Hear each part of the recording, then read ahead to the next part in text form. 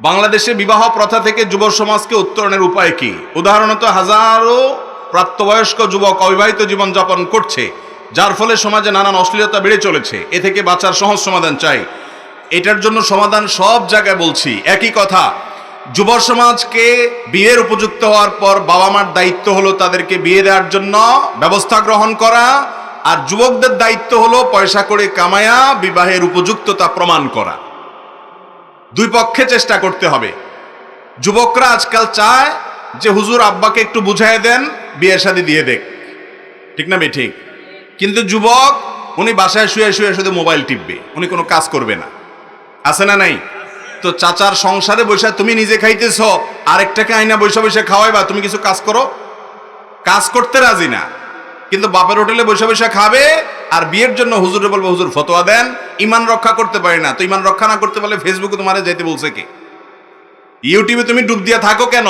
যেখানে গেলে তোমার চোখের জেনা হয়, নিজেকে রক্ষা করতে পারো না, ওই জায়গা থেকে সরে আসো আর হালাল উপার্জন করো।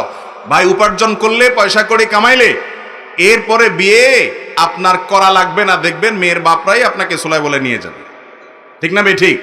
কারণ বিয়ে তো এখন মানুষের সাথে মানুষের কম হয়, টাকার সাথে ময়দার বিয়ে হয়। টাকার সাথে কার বিয়ে হয়? ময়দার বিয়ে হয়।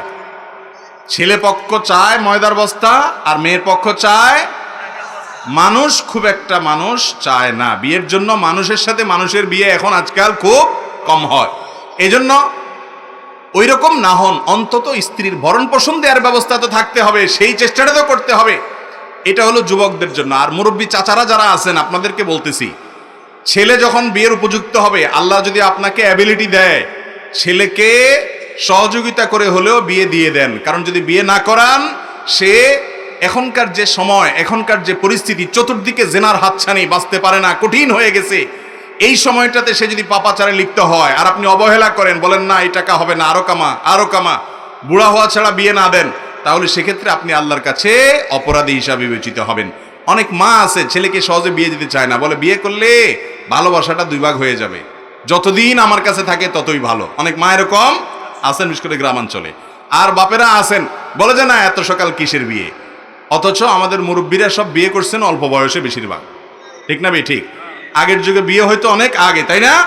আপনি নিজে বিয়ে করছেন অনেক আগে, ছেলেটারা এখন বুড়া বানানোর আগে বিয়ে দিবেন না। এই অবিচার কেন করবেন আপনি? আল্লাহর কাছে জবাবদি করা লাগবে। আপনারা আমলে বরং এত আগে বিয়ে না করলেও চলতো, তখন এত বেশি চোখের জেনার রাস্তা ছিল না। এখন যুবকদের নষ্ট করার জন্য হাজারো রাস্তা খুলে গেছে, এদেরকে বরং আরো আগে বিয়ে দেওয়া উচিত। অতএব মুরব্বীরা একটু দয়া মায়া করেন, আর না হলে গুনাহগার হবেন। আর যুবকরা ঠিক ঠিক না বলে পয়সা কামাই করেন।